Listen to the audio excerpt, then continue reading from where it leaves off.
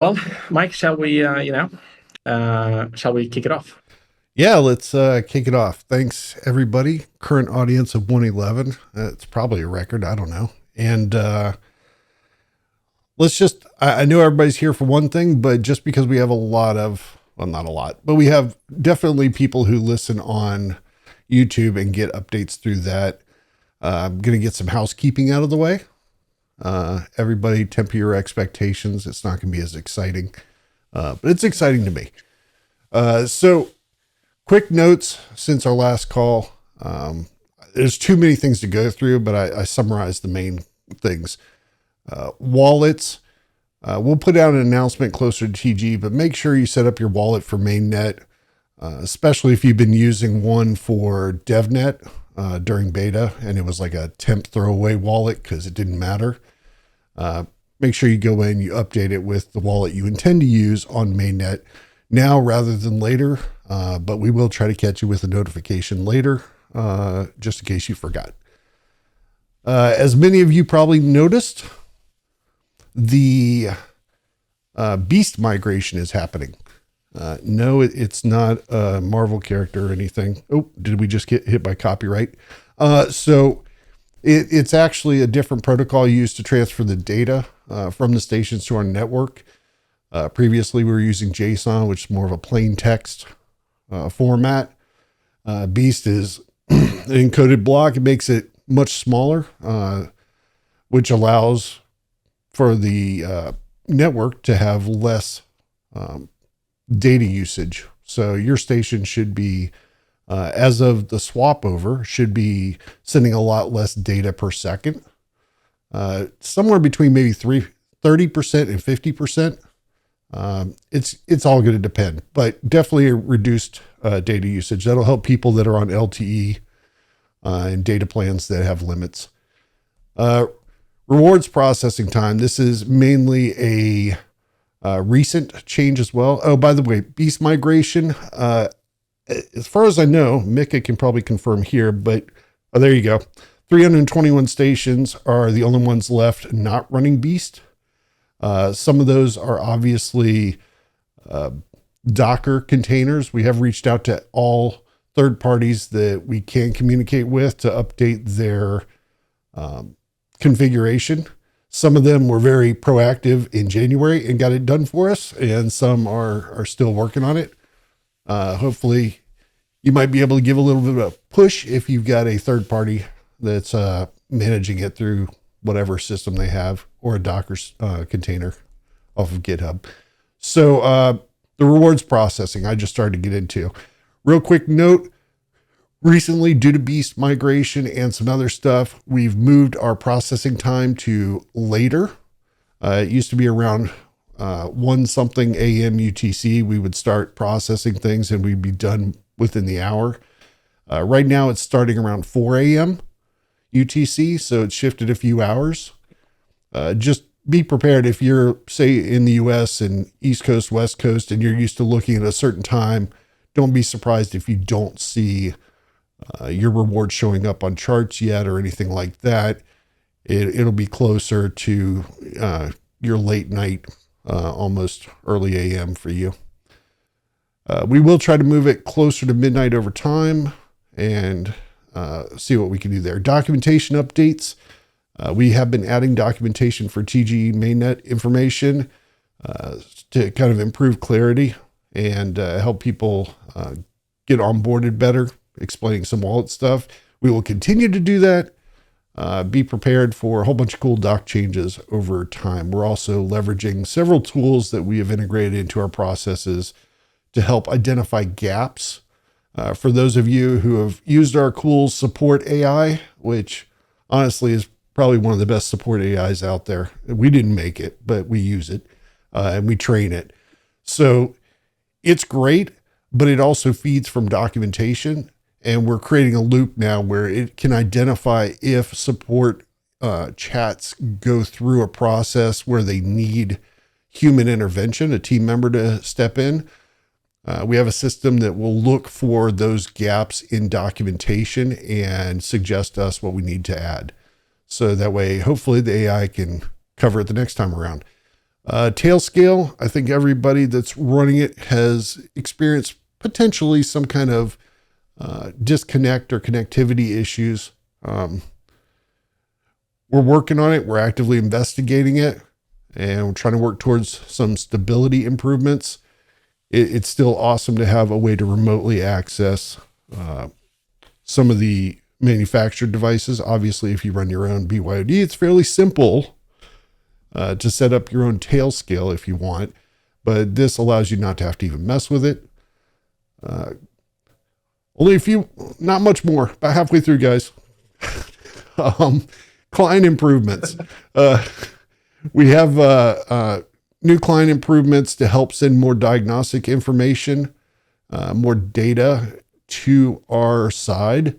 So that way we can have a faster and more accurate resolution from the support side. Obviously, more data means more information, easier to debug stuff. So we're continually improving that. All these things have been in the change logs that we post in Discord. They've also been change logs posted to our site. Those are the pop-ups that show up. If you ever close it too quick, down at the bottom right of the page is a change log link, which will take you to the page that has all that. Quick side note, our support AI actually uses that as a source as well. So as we have evolving situations, it can respond based on new events or new findings. Account-based hosts. Want to urge everybody. I know a lot of people that have hosts, which is still a smaller subset of our total network. If you have hosts and you've just set up only a wallet so that people can, your hosts can just get a distribution that way, it's okay. But if you can convince them to move to an account-based situation where they have their own account on the Wingbits site, and then you use that email as your host, it will allow them access to look at even more stuff today than a month ago. They can now see a lot of host statistics or station statistics and information that they couldn't before. So it's bringing them into the fold. They can see more stuff and be more aware of how the station is going. Beta rewards change. We did announce it. So I guess a major topic. For the moment, beta rewards are going to go only to the owner. There's no host split on those rewards. This is due to a lack of a complete history of the contract data over the entire beta period. We realized that there's quite a few gotchas that could put a small subset of people in a very bad situation. Where things are issued where they don't want them issued, or distributed to where they don't want them distributed. So to be fair and consistent for now and not have these unreconcilable edge cases pop up, we are distributing only to the owner. All the regular daily rewards and everything going forward will be split as normal. We are doing some ongoing work to make sure that we can support that process better. And then see if there's anything else we can do to improve it, either before TGE or more likely after TGE, if we can improve how that's done. But prior to TGE, we'll have more tooling, and we currently have CSV exports. Final couple things. So I hope everybody's seen new features on the map and the site. We've got stuff like the GPS accuracy map, which some people refer to as jamming. That is now visible. 3D map view. Some people it fell flat with. Grumpy. I'll call you out. And other people have enjoyed it. I mean, it was something that a dev did on the side during their own time. It's kind of just an experimental thing. It's kind of cool. Aircraft color themes. Really cool change to the map. So if you haven't seen it yet, you can click the little 3-looking slider button on the map to the right of the aircraft, somewhere over to the right, and it will allow you to change the color scheme or theme of how the crafts show and based on what you want. So I tend to use thermal view by altitude, and I'm colorblind, so it works for me. And it gives a really cool setup so you can see altitudes of planes at a glance. Last thing, we've done over the last month and change, we've done a massive amount of small, long-standing visual and site-related issues just to clean things up prior to TGE, and we will continue to do that. It's just little low-hanging fruit stuff that, unfortunately, is not a high priority ever. But now, as we have time and 30 minutes here and there, we're trying to pick off some of these little guys and clean them up so that the site looks a little bit more legible in certain areas and more intuitive, I guess, for the users. And with that, now that you've heard me spiel on forever, I will hand it over to Robin to talk to the topic that you're probably all here for. Yeah, I really appreciate it, Mike. That is actually, but it has been a while since we had a stage, so a lot of updates, a lot of new things happening, and a lot of things coming very soon. Besides, obviously, the exciting announcement that we finally have a date for the TGE that's locked in. It's April 22nd. I know you guys have been patiently waiting, so it was really exciting to be able to announce the date. The reason we only announced the date for now, and I can go into I want to go in today a little bit, is just like what we have done throughout this period in terms of how to try to, I guess, in a way, figure out a TGE strategy that is suitable for our project and not just follow the traditional playbook, because I really believe that it's not one size fits all. But so I'm just Mike, bring me back on track if I ramble. But when it comes to TGE strategy, we delayed 2 or 3 times. I can't remember if it was 2 or 3. And like I mentioned in the previous stage, it's when we started this project, we just generally did not have the knowledge of what does it actually take to launch a token, not just launch it. Anyone can launch it, but to launch it in a thought through and sustainable way. And it's actually really, really difficult. Because one, when you're looking at the launches that has happened, majority of launches, they don't go very well.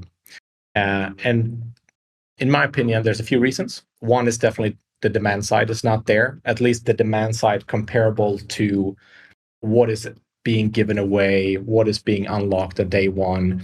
It's just those rarely align. But then it's been really difficult with playing the exchange games. You have all these, you have the big exchanges, you have smaller ones, you have the DEXs, and all have their pros and cons.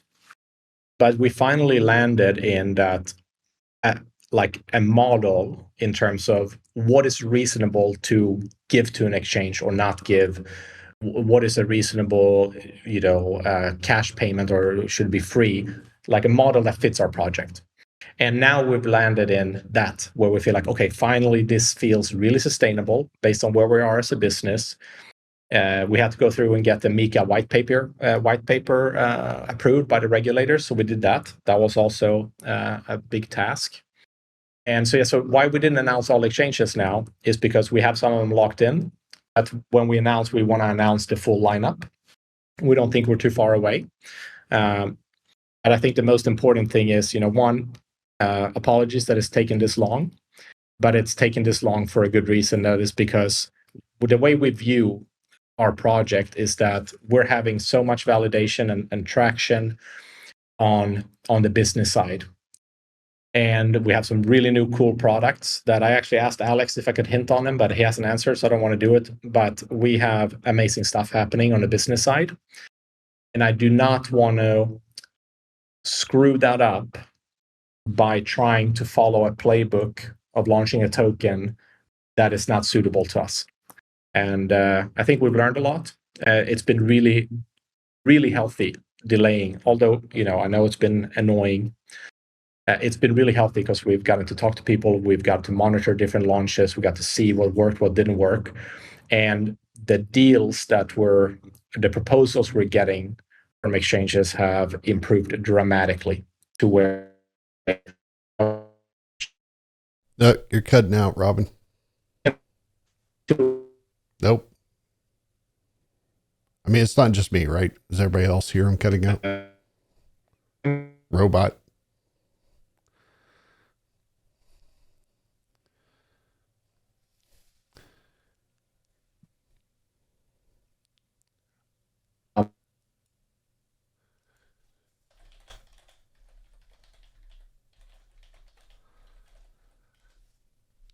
Yeah, I'm just letting him know.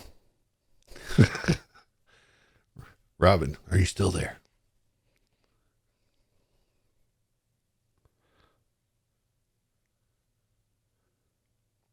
He'll rejoin.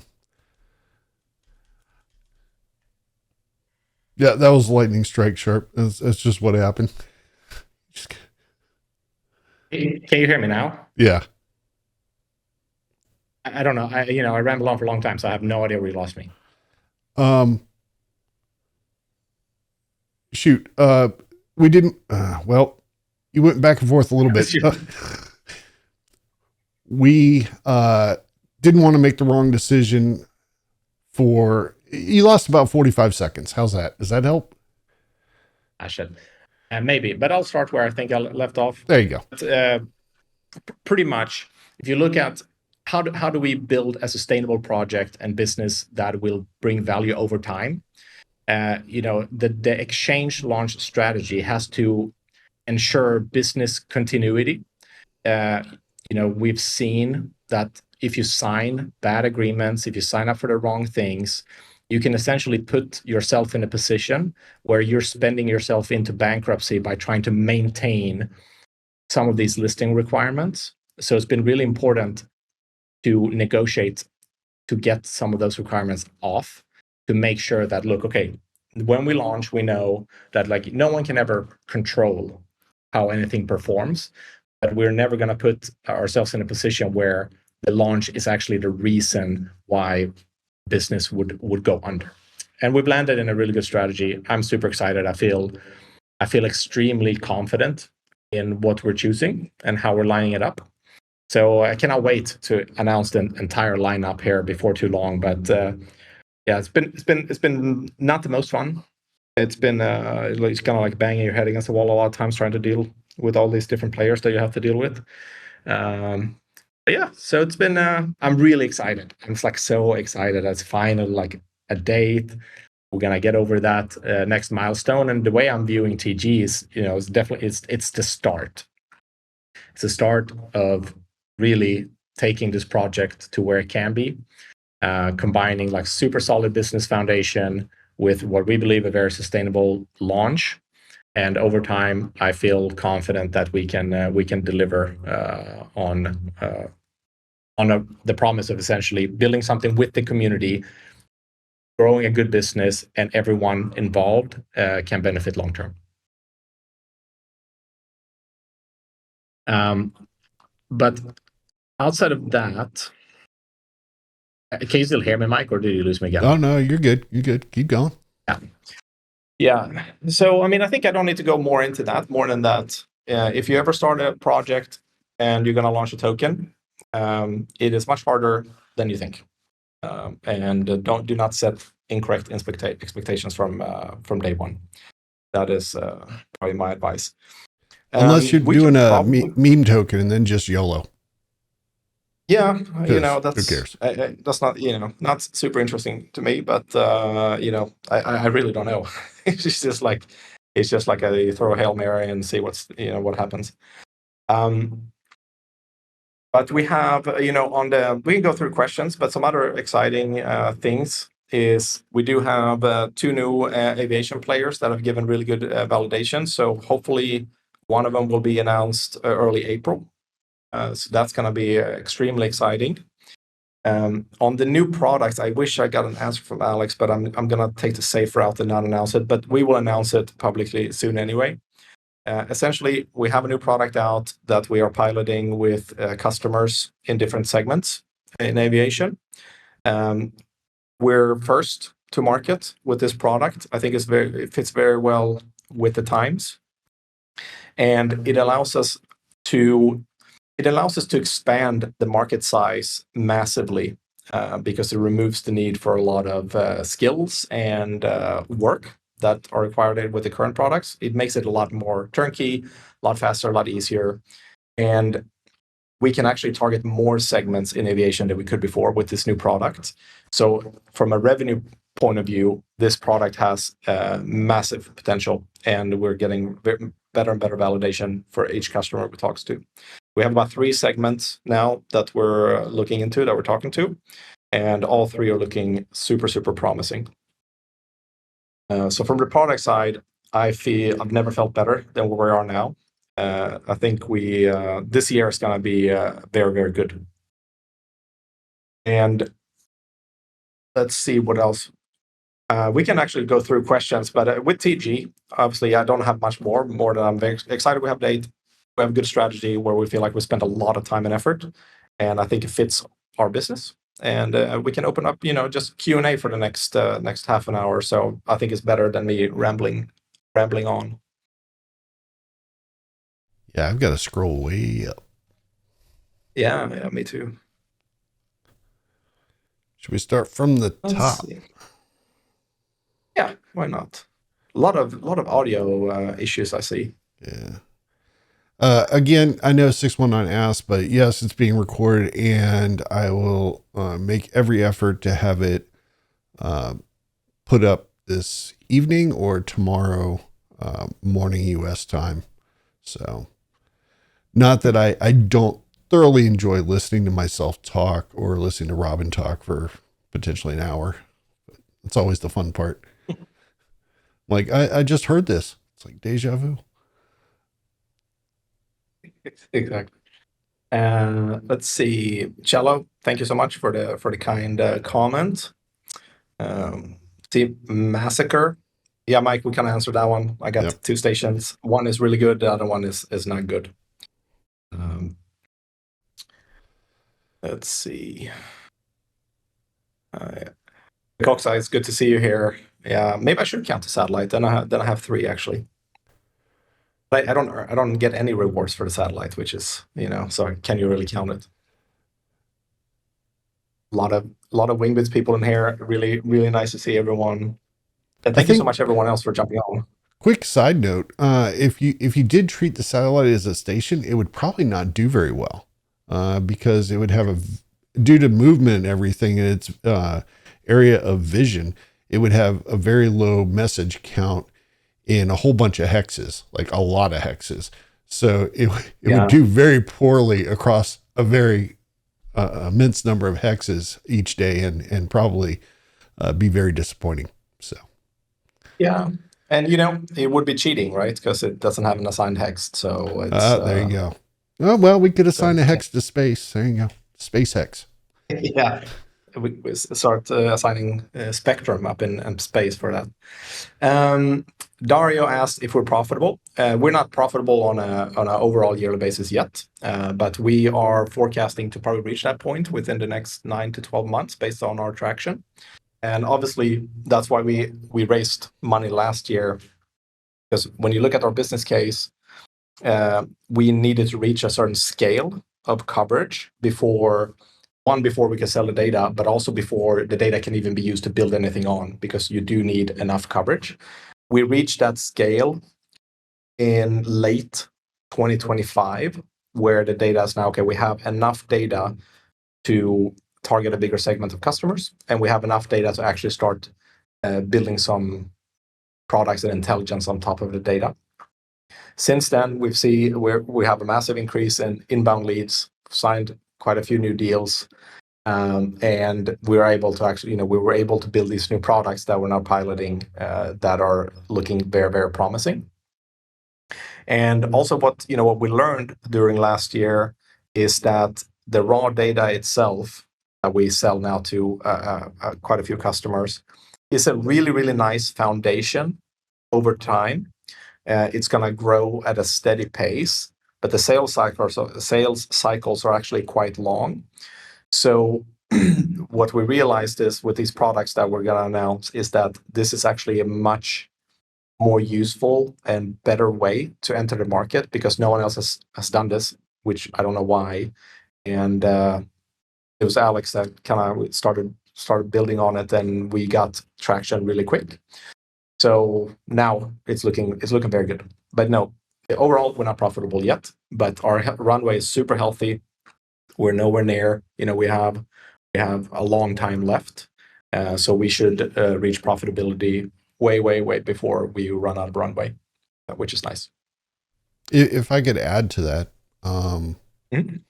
just I noticed Sharp Heart posted something in a chat earlier about the size of the team, and I mean we are a lean team considering some of the competitors that we're going up against. We have a core group of people, as mentioned in the announcement, it's about 22 people, but we're spread out over the important areas that we need to cover, and we tend to help out in whatever way is needed if we have a drive to get something done and a deadline. So there's a lot of moving parts, but we run very lean to the point where if we see a bill that's $50 more than it should be, we're following up on it. Every penny is important because every penny matters towards not only becoming profitable, but making sure you stay profitable. Yeah, exactly. And actually, another point to Dario's question, like when you plan your TGE strategy, you need to know like where you stand from a like revenue point of view. How much money can you allocate towards certain things? And because like the TGE launch strategy would look very different if you're sitting on $1 billion in revenue versus a few $100,000, $1 million in revenue. From how much can you afford to essentially give away to these exchanges, and what you do in marketing front, and so on. So I think that's also why it's taken a long time to say, okay, we're here now. It's looking good. Traction is nice. We're having solid customer contracts based on where we are now. Then we can kind of try to forecast out throughout the year at a conservative way where we think we'll be at a minimum throughout the year, and that's really what sets a strategy in terms of what makes sense. So it's been pretty tricky, but that's why it's taken a little long too. But now it feels very good. One final thing before we keep see. going down, because we'll end up with it later. Buck Up asked, Momo asked, who are the competitors? I was speaking more towards the traditional competition that exists right now, the large aggregators that use volunteer networks. Some of those are very, very large organizations. So that's why I say we're lean. Yeah, but it's it's interesting. If you look at the flight tracking segment, flight radars, they sold off 35% of the business, the $500 million valuation not too long ago. Yeah, FlightAware was acquired for a few 350, 400 million by Collins Aerospace, and they are trying to expand those networks. But when we're talking to the customers, there's so many benefits that we can provide that they can't, both from the model itself being able to grow with an incentivized network and not just enthusiasts, which enthusiasts are great, but like if you look at the coverage per station in our network, it's like 60% better than the other networks. So we're covering way more with less. Our latency is way better. And latency, for a long time, and when we started, we realized that, okay, well, these traditional data buyers that just use the data for not super crucial analysis, the latency doesn't matter as much. But now we're seeing, especially with these new products, essentially, if you need to be notified of specific events in real time to make decisions on it, that could save millions of dollars in fuel costs for an airline, or take away a lot of manual workflows, or accident analysis and stuff like that. The latency matters a lot. So now we're seeing finally like our latency is about 3 times lower than the next best network, and that's starting to matter now, which is super exciting. Yeah.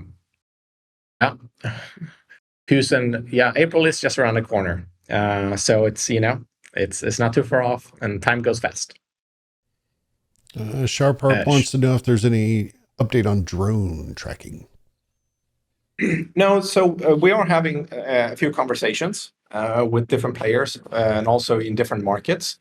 I think where we are now is with announcements coming out That's going to be exciting. We have some more just get a lot of announcements coming out in the next, I don't know, 30 to 45 days. And with that,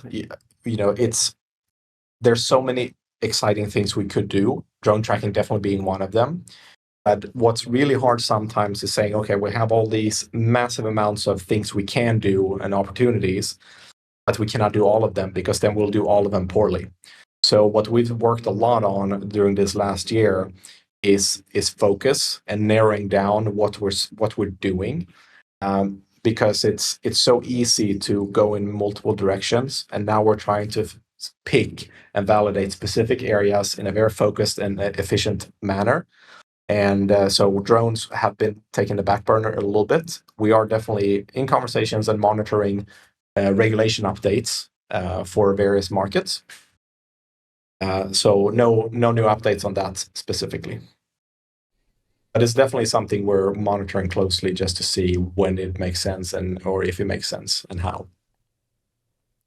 I'll pick up a few. There's a few, Dorian and Buck Up, and there's actually some later, which were answered. But just to be clear, for anybody listening, there was some questions on some glitches currently on the station coverage on the map. Is there any downside to Beast?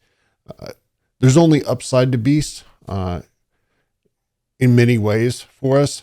Obviously, it was a major overhaul because we started with JSON as our main protocol, and we had our entire setup for ingesting that, processing that, and dev team, data scientist, data engineer on our team. All these guys have done an awesome job making this transition so far. Keeping my fingers crossed.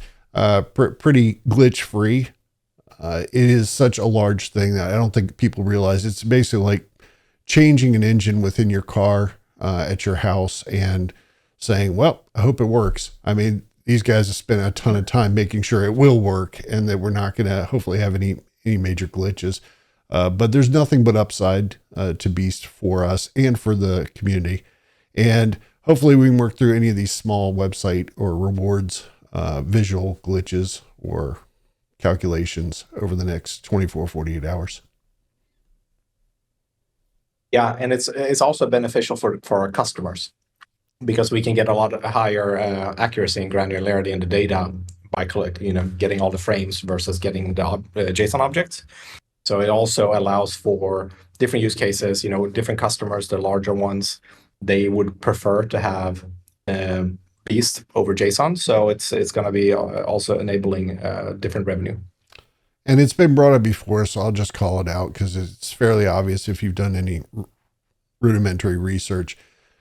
Yes, Beast mode also helps in paving the road for something like MLAT adoption, whenever that may happen in the future. So, yep. Yeah, because that's also going to come. Saeed has the next one that I see. Yeah, the bandwidth is definitely going to be better. I saw 619 used almost 100 gigs last month. Yeah. Go for it, Mike. If I'm a little bit lost. No, so you it's go just ahead. a few rows down, 8 after the hour with upcoming TGE. Can you share whether the token will be listed on centralized exchanges or decentralized simultaneously at launch? Additionally, will there be immediate liquidity provisioning and market making strategies in place to ensure efficient price discovery and smooth trading conditions from day one? Mm-hmm. That was the first part. I'll start with number one. I see it here now. So what it's looking like now is a mixture, and yes, there will be good and immediate liquidity provisioning. Let's see number two. If listings, yeah, I'm just reading it here. I don't want to go into that. I don't want to go into that. But it's a mixture of pretty good ones, I would say, that we're aiming to all lock in and being able to announce at the same time. But that's as far as I want to go. But it's not, it's not a shitty ones. Put it that way. For anybody on YouTube, I apologize now. I was scrolling up on my side window, not in the recorded window. So I am doing that now so you can follow along the Q&A part. My bad. Okay. Let's see Why where we are April now. 22nd for Massacre? Oh, yeah, that's actually quite an easy one. So when you try to get all these exchanges to agree on a date, it's hard. You know, they're all like, yeah, we have another launch, or we have this, or this is the first one. So we started with, you know, another date that was just slightly sooner by about a week. And then like to get everyone to agree, because the first thing we need to do when we have all these contracts from all these exchanges, and I can be very transparent, we have offers from everybody. Okay, so now it's like, what do we do with that?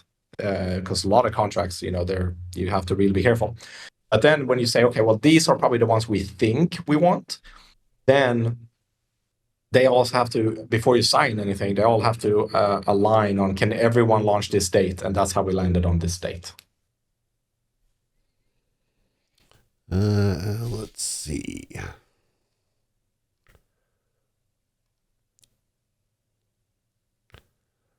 Thanks, Sean, for prompting people. If you have questions for the team, feel free to share them in chat. That was nice. Thank you. When new device from 619, 13 after the hour. Let's see, we're down one. 13 after the hour. Okay, I'm too far up. There. When we feel the device is really, really good and ready to be released, I would say. What is the new device is a better question, says Massacre. That's a device. It's a thing that has stuff and electronics, lights, you know, stuff. Yeah. So you know, we're right now in the process of testing the prototypes and having feedback, and you know, we've learned a lot through, you know, the build BYOD and HiFix, and so we're very conservative, and we're testing a lot, and so it's just, you know, in my opinion, it's just like I think everyone shares the opinion. It's like, look, the device is pretty good right now, but like we need to make sure, like, look, this feels really good if we're gonna release it. So we're still testing. Yeah, you definitely learned some lessons and you know what to look out for in the future. Mm-hmm. Buckgup would like to know if it's possible to have satellite imagery terrain overlay on a future update for the map, I'm guessing. So, Buckgup, may I suggest that you go to the feedback channel, follow the link there. Believe it or not, we are monitoring it and taking input from our feedback site and integrating changes that we can based on resources available and obviously priorities.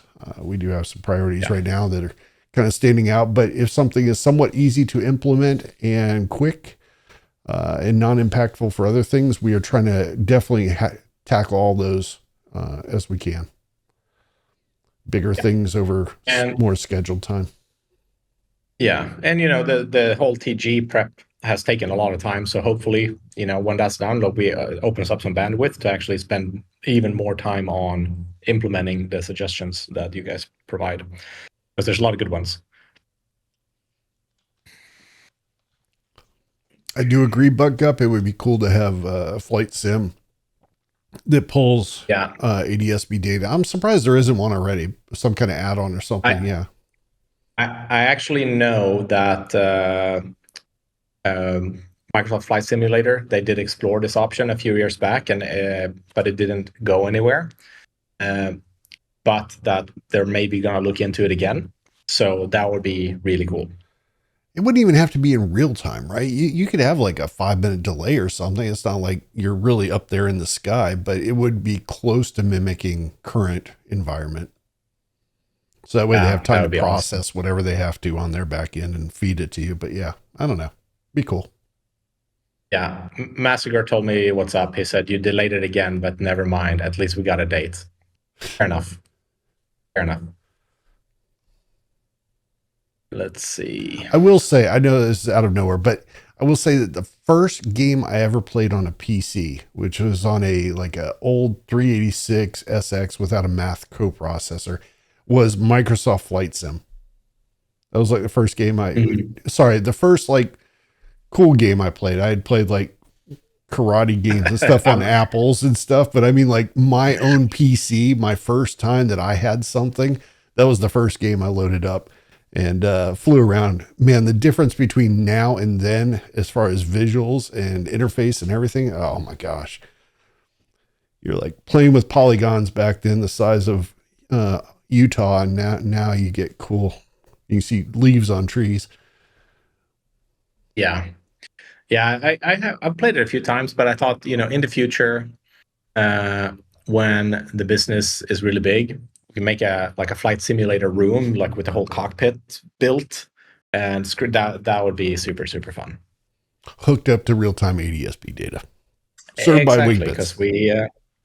because we know where to get it, the Yep. best one, the best data. Let's see here. So 619. Agree on the having customers. Just on the hardware. As of now, we don't sell the hardware. We don't make anything on the hardware. If we were to make a hardware in the future, maybe that will change. But the hardware, we're not a hardware company. We're a data company. All we care about is having hardware out there that produces good data, and then we'll monetize the data, not the hardware. So yeah, right now it's just resellers. They make the money. We just get the data from the devices.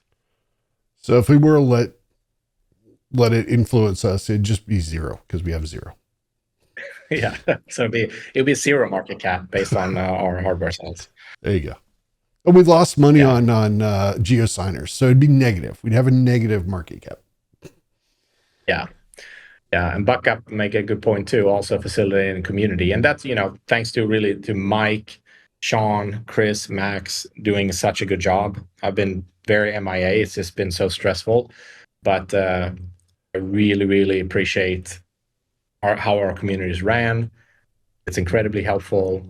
And hopefully, moving forward now with this over the hump of the TGE here soon, we can start doing some exciting stuff. Yeah. A quick call out to Mika and others who have popped up on Discord and now communicate from time to time. It's pretty awesome. Yeah, it's really, really nice. I appreciate it a lot. Let's see. Okay. So that's where you went all robot. Yep. Okay. Yeah, because I saw like down here in the left corner on the screen, it says voice connected. It kept going in and out, and I'm like, why is it doing this? Yeah. So I just You're fun sounding. Yeah. No tornado yet, so we'll cross my fingers for none. So if you hear a beeping sound that's really loud in the background, it's missile alerts because they're really loud on the phone. So if that's what it is. Good stuff. Yeah, maybe that was just me. Like, sorry, technical issues, ghosting. No. Yeah, Robin Rugg leaving the AMA. A Discord rugged you though, a connection rugged you. Yeah. Discord rugged me since day one. Honestly, almost every stage, get rugged. Further down at about 23 after the hour, they want you to get a microphone. I thought you got a microphone. I don't know where it is, but are you using it now? No. No, I'm using my MacBook speaker as the microphone. There you go. 26 after the hour, starts up questions again. Are you from Kronzer? Are you able to talk about your current customers? Only the ones where we have approval to share. So obviously, like you have Korean Airlines, we have Spire Global. Pretty sure we announced Droneport. See if we announced the other ones. Well, so we have one customer that uses our data for turbulence detection. I can't remember if we announced that, but so I'm going to be careful. We have one customer that uses data for the AI solutions for a few European airlines. I don't know if we announced that one. or the smaller airline for per tail tracking. I don't know. And then we have, just now we're doing have a or like in a defense side, like airspace awareness. I know for a fact with NDA is scary. And then You were starting to robot again, but you recovered. Good job. oh, nice. Thanks, Discord. Yeah, I don't know. Maybe that's, I'll my to do for next stage is to have a list of the ones we've announced and the ones we haven't. So I actually know. So I'll think I stop there just to be safe. By the way, just to jump up back to the section, and then we can continue. O2 Heat C. Yeah, I wasn't listening when Robin cut out the first time. You got me. I'm sure he doesn't listen to me sometimes. There's times where I am evaluating, making sure the recording's still running or reading through questions that are being posted in real time. So yeah, you got me. Yeah. When working mic for me, you know what? I'm just gonna go ahead and say this. I would probably never buy one. So it will never. I will never have a microphone TG. It will always be in testnet for the rest of my life. All right. So I'm still down at like 26 after the hour. Tiku asked if there's any other sorry. Do you have something? You know what? I would say, yeah, for Tiku and Basa, I would say keep an eye out for soon. There you go. Some fun stuff. Soon trademark. Sometimes I've seen some questions like, why is this on the site? Why was this feature added? You guys are trying to work towards TGE. What's going on? Keep in mind that sometimes things that are added to the site might be, proof of concepts or a vehicle for advertising a feature that we can offer customers. So it may be something not necessarily specific to the community, but the community can benefit from it. But there may be another reason why it is being built, created, shown. Plus, sometimes we just have the data, and if we've created the data for it, why not show it, right? Yeah. Where are you now in time-wise, Mike, on what minute? 27 after the hour, where Deployinator laid down the hammer of no price talk. And then, thank you, Deployinator. And then we're back down to flow. There are now 3 satellites in space. There's a lot of satellites in space, but for us, there's just one. One loner. Yeah, making his way, low Earth orbit, cruising around. Then we had, maybe you can answer Ticker for the rewards, Mike. Well, Mickey did. Mickey answered already, actually. There you go. Yeah. Will you guys be building a Dune dashboard that shows the revenue and burn? From Kronzer. Interesting idea.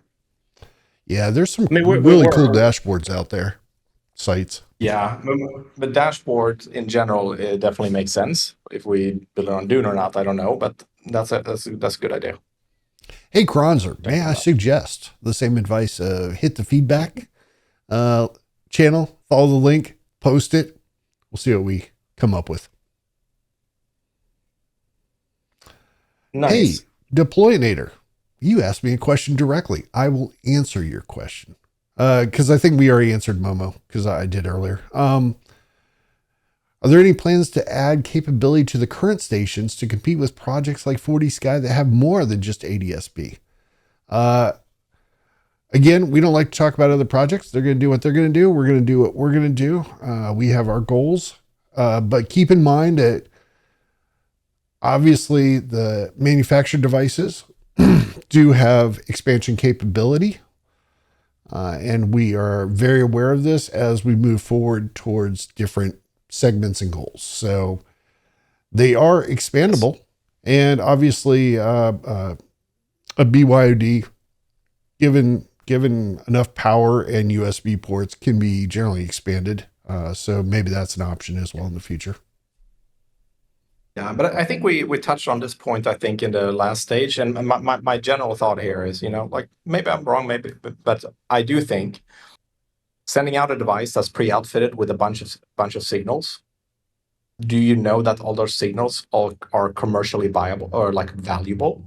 Because collecting things that no one will buy to me makes very little sense. Whereas, and I'm not accusing anyone of doing that, but where I rather go and I think is better is to have a full network of stations that are upgradable, because it could also be that, okay, for this specific market, this specific upgrade is needed for that frequency, and that can be monetized for that market, and it can be different for a different market. So sending out a pre-outfitted with all types of signals or frequencies, it's not a one-size-fits-all world. Every regulation is different. Drone is going to move in one direction in the US. It's going to move in a different direction in the UK versus Middle East and so on. There's other industries that are popping up that also could be tracked from a station. So I like this strategy more simply because it offers more flexibility, but still being able to do it in a pretty fast way. And you can do it based on demand. You don't have to do it and hope that demand is there. So that's the approach we took. But yeah, so to Mike's point, we know they're upgradable, and at some point in time, those upgrade slots will be used. And when they're used, it's going to be because there's strong demand from clients to buy the data for what we upgrade to. Yeah, and to add to what Robin said, I mean, realistically, if you buy a device that has more features and capability than you're going to need, you're obviously paying for that as well. So our goal was always, when dealing with manufacturers, that we want to provide expansion capability, but hopefully provide a bare bones option that gets you out the door as inexpensive as possible. Yeah, because if you look at aviation right now, like the three things that are, two things: MLAT we will add, that is valuable. ADSB is valuable. Yes, you have 978 for US for private aviation, small market, that could be valuable. But outside of that, my question would be, how, if you have all the capability of ingesting all these other signals, who is buying those signals and what are they using them for? Because that's I think is a better question, because just having a bunch itself doesn't bring any value. Let's see where we are now. Then bunch of discussion back and forth. I see Row at 36 after the hour. 36. You postponed TGE for a few months because you wanted to start making revenue for Burn. What is going on with that? Yeah, but it's a multitude of reasons. Obviously, I mean, because if you look at as a whole, right? Like most projects fail because the demand side is not there. If you have a really strong demand side, you also have a lot of flexibility. With no revenue, you have no flexibility. So it's really the balance of, like, you start a project, how long will it take you to mature the business to a point where you can actually have a sustainable token launch? That's really difficult. I think what we'll see in the future, if I could redo Wingbits, maybe, I think now we've gotten to a really good point. Could have done it maybe a little bit differently. I think, there's going to be certain business models lend itself really well. Like, for example, if you can deploy or like on a smaller regional basis and customers buy that data or that deployment, and then you reward only for that area, that's obviously easy because you can generate revenue as you grow. Or like, I think there's going to be some Web2 businesses that already kind of mature the business. They may add on the Web3 aspect as a supercharger essentially, but they already have the demand side. Because normally, I've built multiple businesses in the past, it takes a long time to build a business from zero to substantial revenue. And generally, like, you need to launch the token before that because no one wants to wait, 4 or 5 years. So you have to find a sweet spot where it's like, okay, we're not super mature, but we have good traction, we have a revenue, and find a launch strategy that aligns with where you are at that point. And I think that's very difficult, and that's what we've been trying so hard to figure out.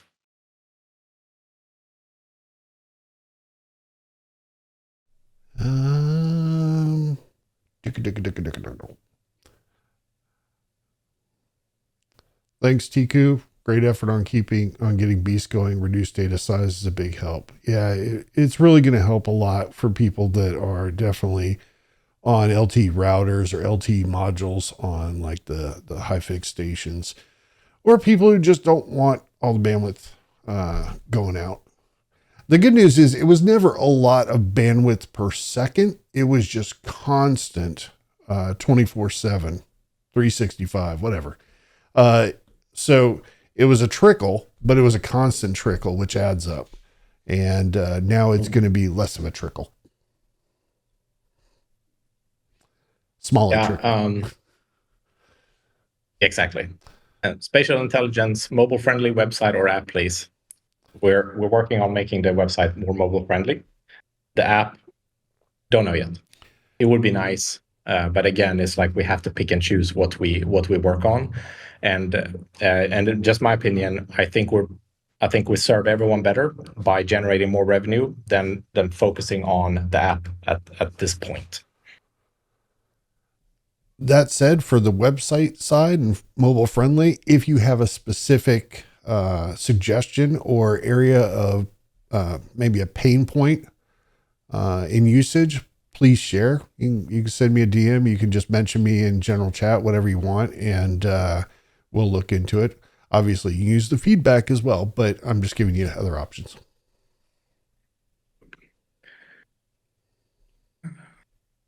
$619 found a YouTube link where, yeah, everyone go watch the little video on the website. There's a cool video.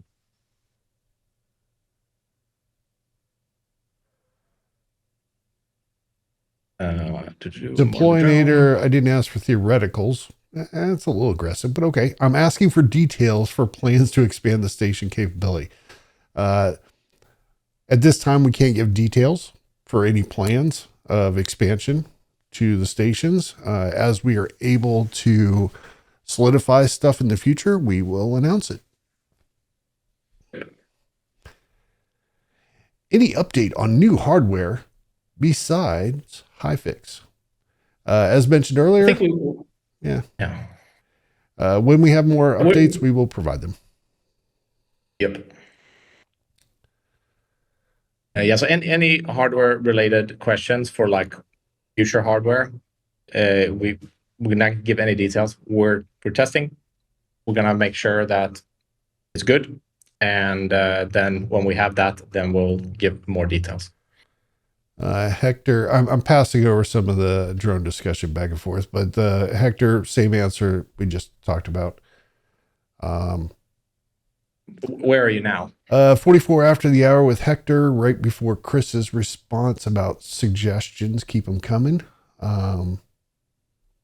So 45 after the hour. Momo, currently getting rewards to a Solana Phantom wallet on DevNet cluster. Anything else needs to be done to use the same wallet for the token once it goes live? Absolutely not, other than you'd probably want to toggle your Phantom wallet app from DevNet cluster under testnet mode back to just regular, which you probably do anyway to look at your regular wallet stuff if you have other holdings. So no, it's pretty straightforward.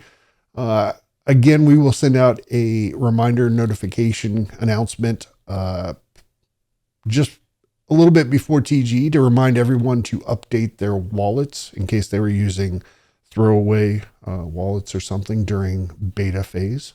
But no, you should be good to go. Do we want to send more satellites into space to verify the data? I want to send like 1 million up there. Do you have the money for it, Robin? Yeah. I do not. Oh. I do not. No. So, I mean, we looked at that. I mean, we were still like, it's in the back of our heads. It was a really good, like proof of concept and use case for the first one, but doing many more is both very costly. So there has to be a financial Like the unit economics have to make sense, and based on the density of that type of satellite you need and how many, and the shelf life on the satellites, they have to be replaced, and it's just at this point, one, it doesn't make sense financially, but also it's just like it's a much bigger project that we don't have time to do right now. But it would be very fun, for sure. Oh my gosh, Hubba Bubba. Shout out for Karateka, whatever it was. Yeah, on the Apple IIc. Yeah, or Apple IIe. Yeah, man, side scrolling karate. Those were the days. I'm sure most of you are like, I don't know what you're talking about. It's fine. Google it. It was one of the first cool games out there. Birds would attack you. You'd have to high kick, mid kick, low kick. It was kind of a predecessor to sideways fighting games like Mortal Kombat and everything. Just not as cool at all, but cool at the time. Mm-hmm. I don't know. Deploynator sending me to look at an F-19 stealth fighter. I will look at that later. I don't know what Lord of Voldemort. I don't know what I did. Thank you so much for your comment, and thanks. I mean, people have been here a long time, so really appreciate the patience. Now the fun begins for the rest. That's good. Tiku, we have no plans to retire BYOD setups. If you've built your own and it's running, it's up to you to keep it running. Obviously, over time, that may involve, unfortunately, replacing SDRs. They are kind of a consumable depending on temperature and stuff and environments. But we have no plans to force retire anybody.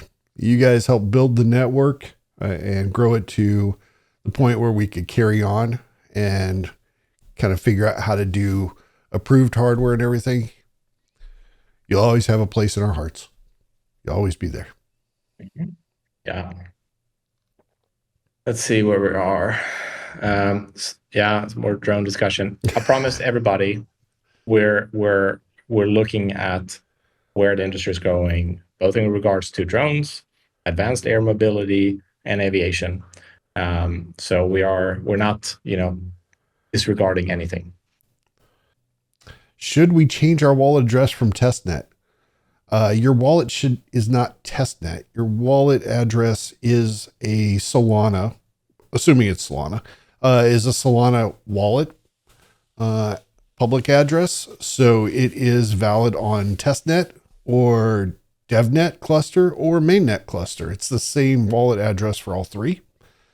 So you should not have to change it unless, again, that was the throwaway wallet address and you want to switch to something else for the actual distributions on mainnet. Is it okay to connect the wallet to the dashboard and not turn on the DevNet? If you connect the wallet on our dashboard, if you basically put the wallet address, the public wallet address in, and you don't change the app on your side to look at DevNet cluster, yes, if you hit claim, the tokens will go. You can check the ledger, which is the wallets and earnings page, or earnings and wallets, whichever way it is, and click on that. And you can see transactions. You can see on the Explorer that the transaction happened, but you don't have to go look on the actual app under DevNet cluster to see that transaction if you don't want to. It's entirely optional at this point. Bro, what is going on with Nabila collab? We didn't get our money. To be honest, I have no idea. All I know is a portion of that will be distributed according to what we promised. The rest, your guess is as good as mine. I have no clue. Yeah, I don't know. I mean, I don't know what else to say. I don't know. I can say I think we now look at things differently for certain deals, sure. Partnerships, stuff like that. I mean, everybody goes in with the best intent. Sometimes things don't work out the way that they want, and in the past, we've always tried to make good with any changes on our end if something happens, but. We can't control everybody on the net or any other projects. Yeah, but no, good point, Mike. Yeah, we definitely, it was definitely a learning moment too, where it's like we need to do some more diligence and before we do anything like that. Let's see. Okay. Gary will have Yeah, well, documentation regarding this on the doc site very soon as we can share certain information. You don't have to be an expert. You don't really have to know much. We should be taking care of it, most of it for you. So don't worry about it. We'll make announcements as well. Then, yeah, go ahead, Mike. No, that was it so far. Yeah. 619, when regional limits and how many tokens for buying 6x's. Well, if you got the chosen tokens, you will get them now by TGE. When regional limits, I don't have a good answer. I know some areas are there's a lot of stations, but we're also now seeing more use cases where more stations actually make a lot of sense in specific regions from a redundancy point of view and granularity point of view. So I don't know, but it's something we're aware of.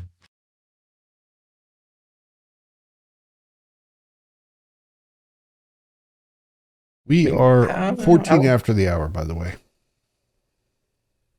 Oh my God, you're so much further than I am. No, I mean, what I'm doing up here. No, I mean, oh. I mean the current time. Yeah, I do have to cut out in just a few minutes. So I'm just gonna look through if there's anything that's crucial. Yeah, we're actually only like 10, 12 posts behind right now. I'm looking at Deploynator, MLAT, good to know, and Deploynator asking, do you know why I'm seeing WB200 stations showing up on GeoNet RTK coverage map? I don't have an answer for that. You would probably want to reach out to HiFix directly and see what's going on. I mean, we literally control our software on the station, and that's it. So we can't speak to anything else, any other hardware. I don't even know what else is technically running on the station as far as like NTP date to keep time sync, stuff like that. It's kind of outside of our control. We do make requests for anything to be added if we need it to support our software for the station to function. But outside of that, I couldn't tell you much about this OS side or any of that. I mean, we use the proof of location to know where the devices are, sort of inside the hexes. So maybe that has something to do with it. But yeah, I would check with them. I don't know exactly. Thanks, Cello.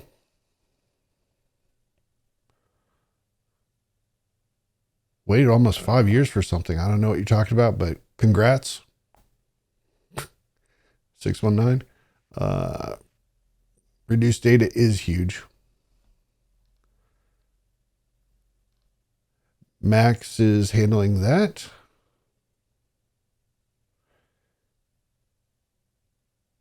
Greetings to Robin and all from Alex Multi-Mining. Greetings, Alex from Multi-Mining. Greetings. And we are pretty much caught up. I'm like 2 minutes off. Yeah. Can you size the market for the next 5 years from Ono-san? That is pretty much the second to last question.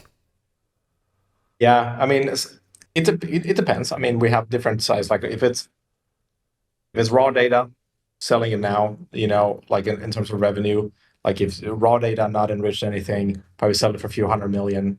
It's growing quite fast, the raw data segment, because there's more and more use cases for it. With the new products we're releasing, the obtainable market increases exponentially into the 15 to 20 billion. If we add on different data points, obviously that depends on what segment, how large are those segments. Drones right now is mainly money circulating between companies and investors. There's not a ton of like outside revenue coming into droning. That will change. Advanced air mobility is another segment. So it's really hard. But considering where the space is going for drones, advanced air mobility and aviation, and products built on it, it's it's going to be, I mean, it's multi-billion dollar market. And also depends, which niche of this large segment do we target, because we cannot do everything at once. So it's really hard for me. If you gave me very specific, like this market, maybe I can do a best guesstimate, but for the next 5 years would be very hard. But they're all growing.